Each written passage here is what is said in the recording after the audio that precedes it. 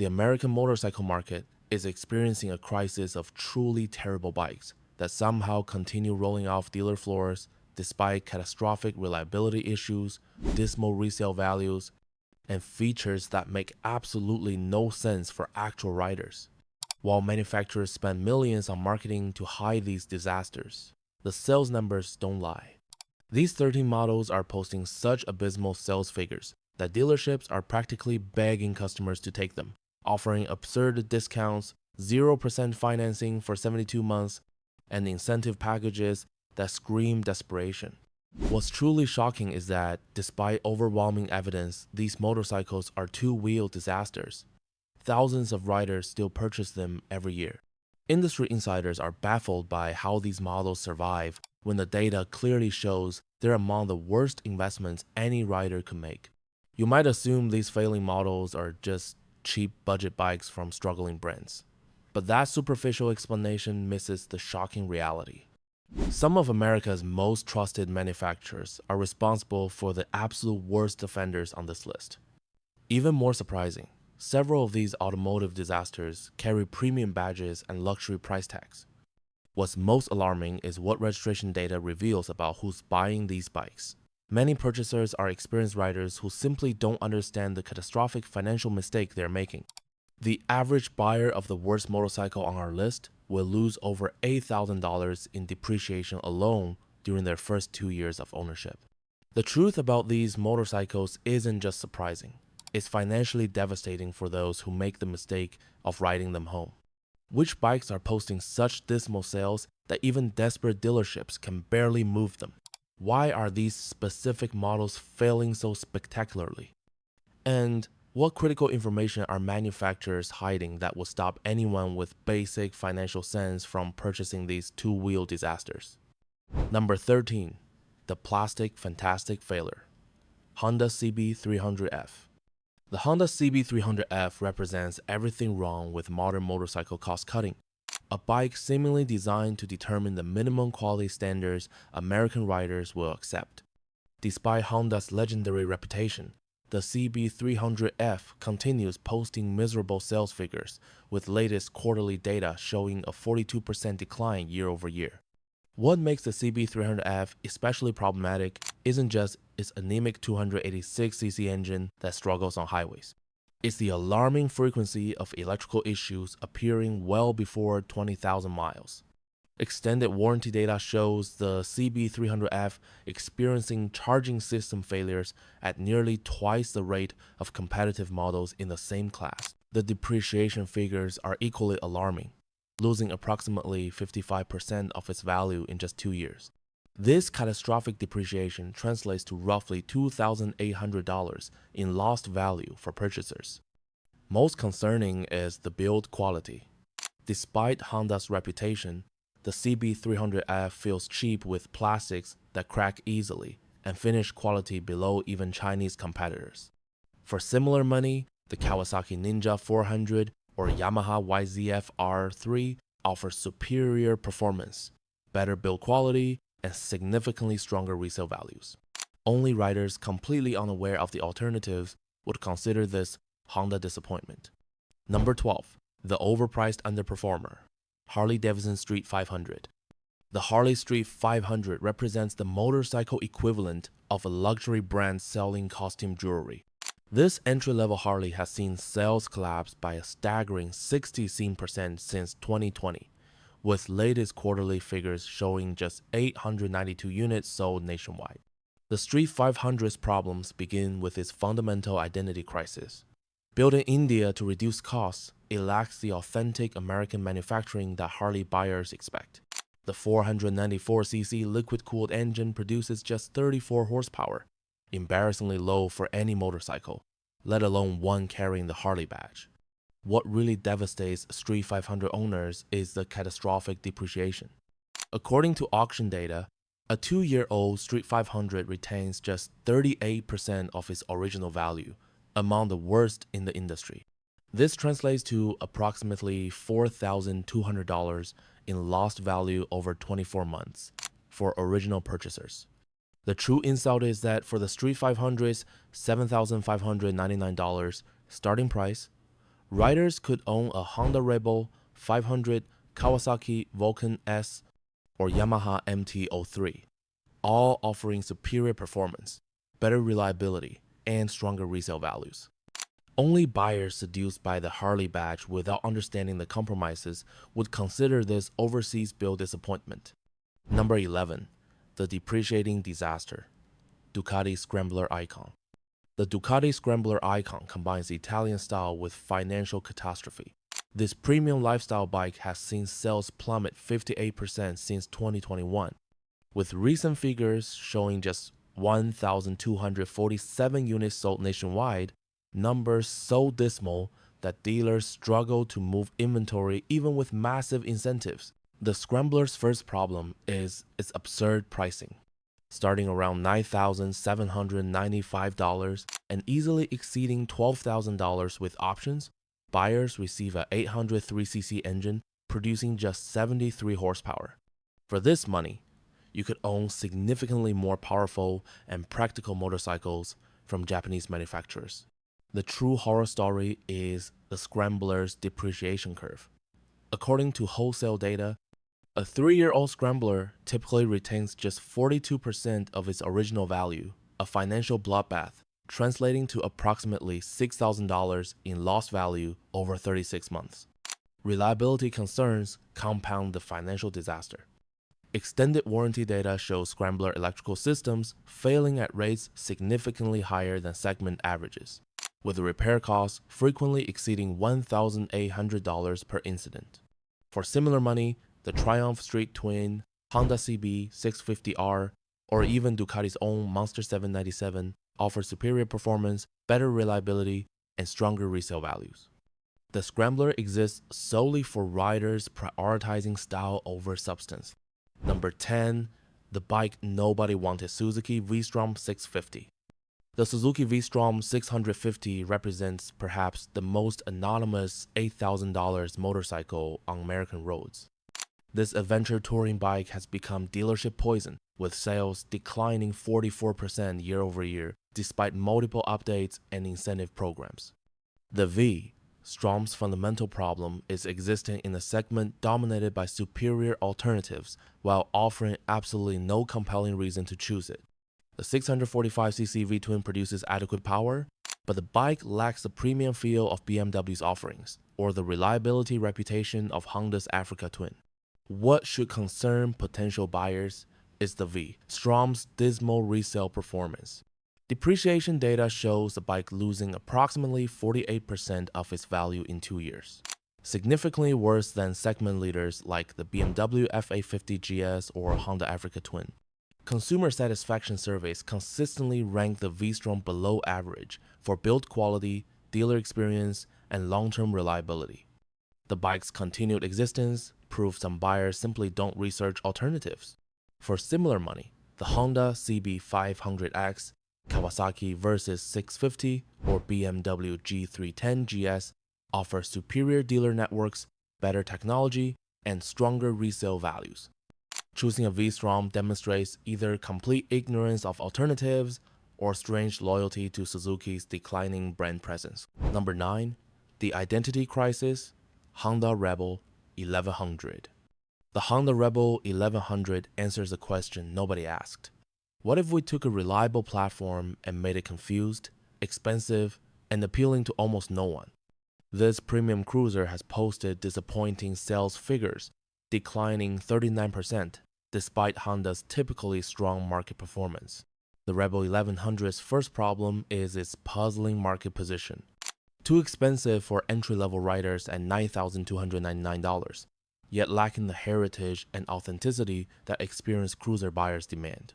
It occupies an awkward middle ground appealing to virtually nobody. Despite Honda's reliability reputation, the Rebel 1100 has experienced concerning issues with its DCT automatic transmission option. Extended warranty claims show higher failure rates than expected, with replacement costs exceeding $3,200. The depreciation story is equally disappointing. Despite the Honda badge, Rebel 1100s are losing approximately 43% of their value in just 2 years, significantly worse than traditional cruisers from Harley-Davidson or Indian. For similar money, buyers could choose a Harley Sportster S, Indian Scout, or Honda's own Goldwing, all offering clearer value propositions and stronger brand identity. The Rebel 1100 represents Honda's rare misstep in an otherwise sensible lineup. Number 8. The outdated penalty box Kawasaki Vulcan 100. The Kawasaki Vulcan 900 stands as proof that being affordable isn't enough when the product feels decades behind competitors. This cruiser punishment sale has seen sales decline 51% year over year, with recent figures showing just 2,156 units sold nationwide. The Vulcan's problems begin with its engine design. Despite minor updates, the underlying platform dates back to 2006, making it feel prehistoric compared to modern cruisers. The 903cc V-twin produces adequate power, but lacks the refinement of contemporary designs. What makes the Vulcan's value proposition worse is its surprisingly poor build quality for a Japanese motorcycle. Paint and chrome quality trails significantly behind Honda and Yamaha alternatives, while the riding position feels cramped for larger riders. The depreciation figures tell the real story. Despite its low starting price around $8,599, Vulcans lose approximately 52% of their value in 3 years, among the worst in the cruiser segment. For similar money, the Honda Shadow, Yamaha V-Star, or even used Harley Sportsters offer superior build quality, better dealer networks, and stronger resale values.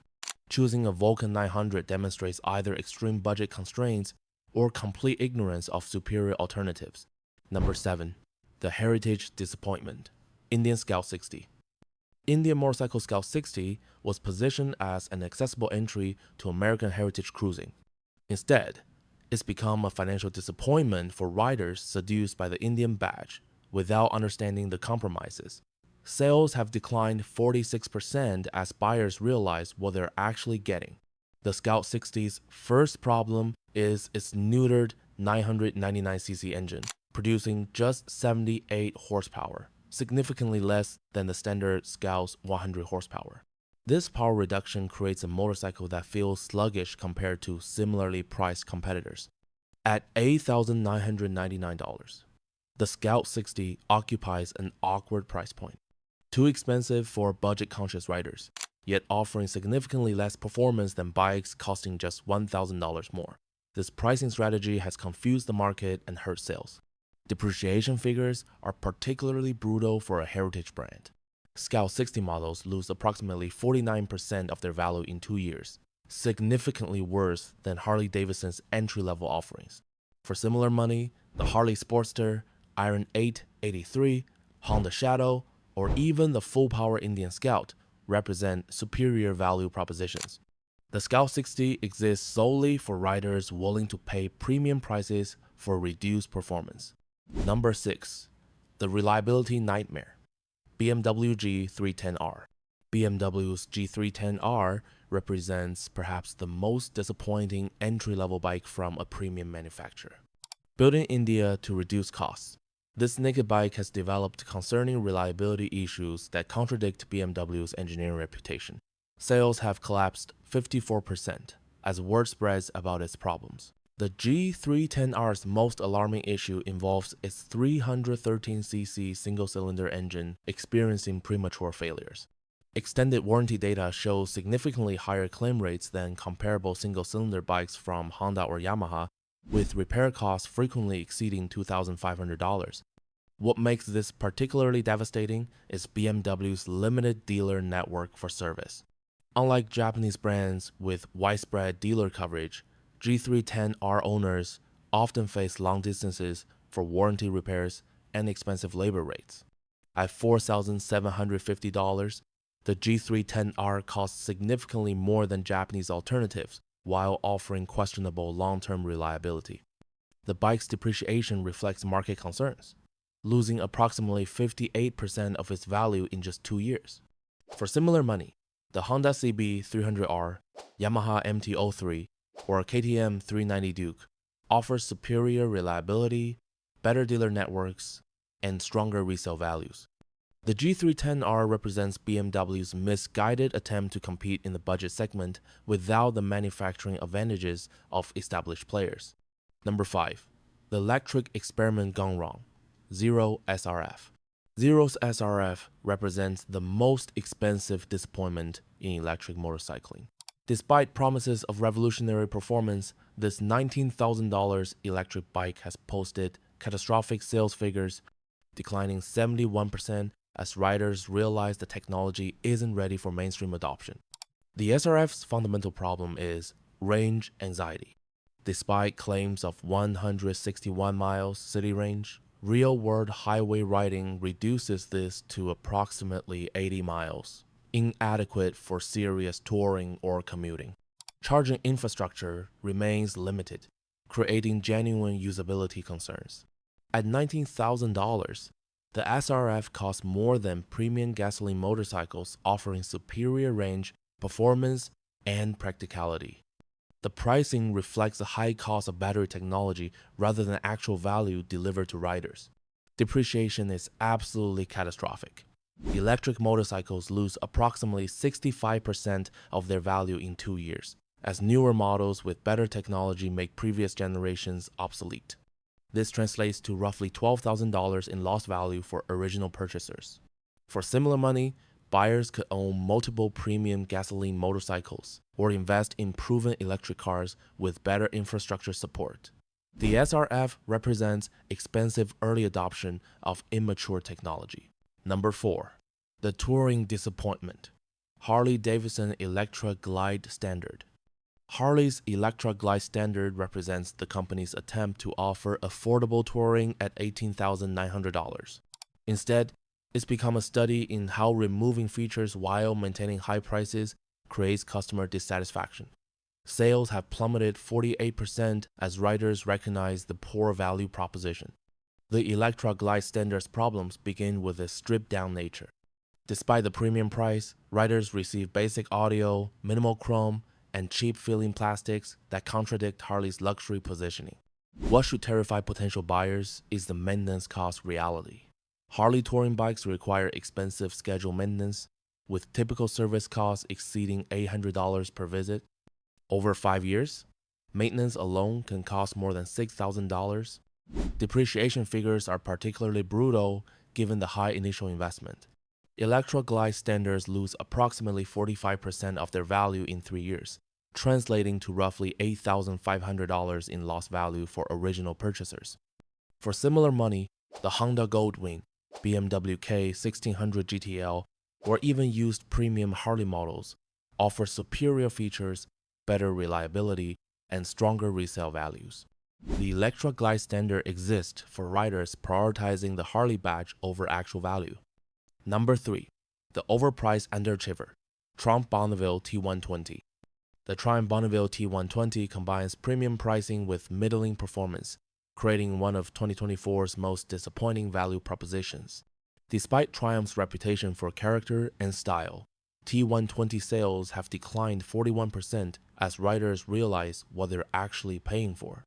At $12,400, the T120's 1200cc parallel twin produces just 80 horsepower, significantly less than similarly priced competitors.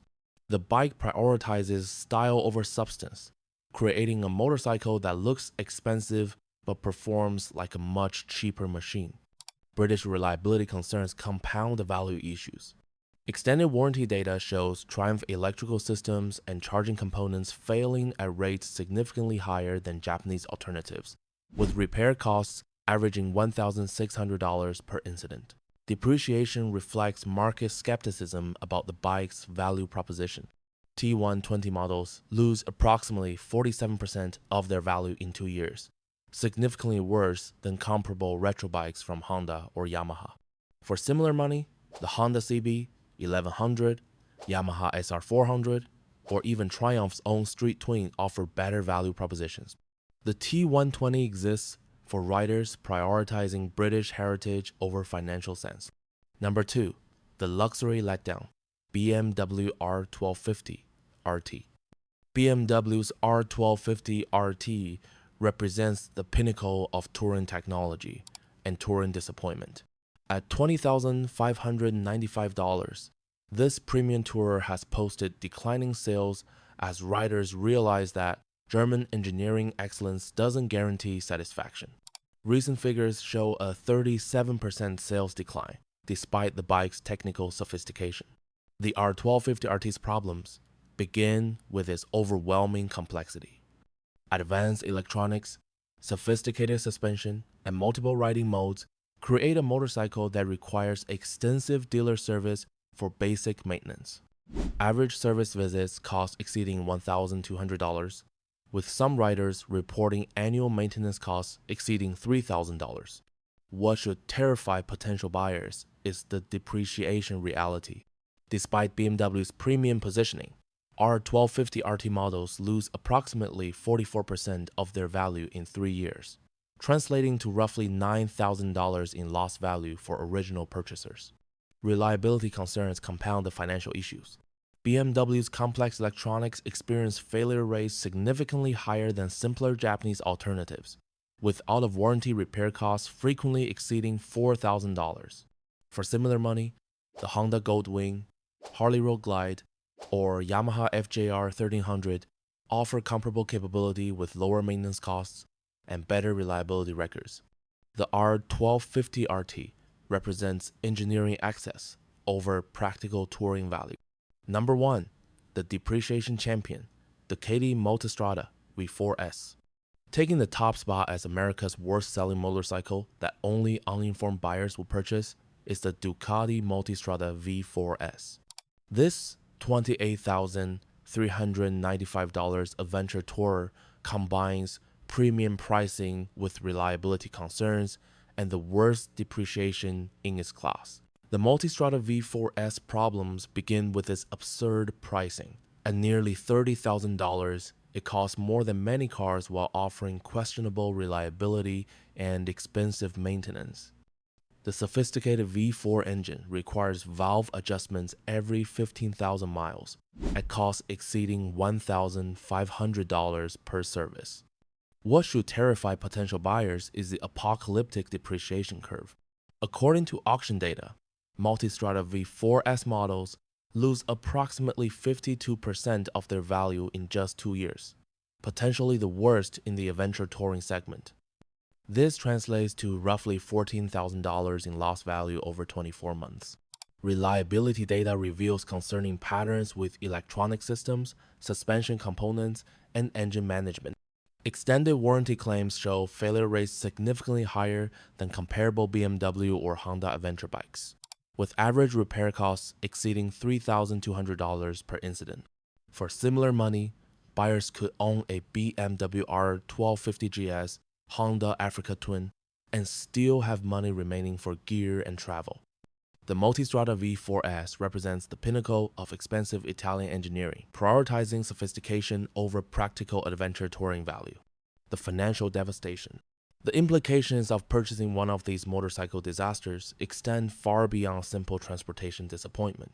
In today's economic climate, making a poor motorcycle choice has never been more financially devastating. Consider the numbers. Purchasing the worst bike on our list with a 60-month loan means not only losing approximately $14,000 in depreciation, but also paying roughly $4,000 in interest. A combined financial hit of over $18,000, enough to fund significant home improvements or retirement contributions. These motorcycles don't just lose value, they provide inferior ownership experiences in terms of reliability, dealer service, and long-term satisfaction.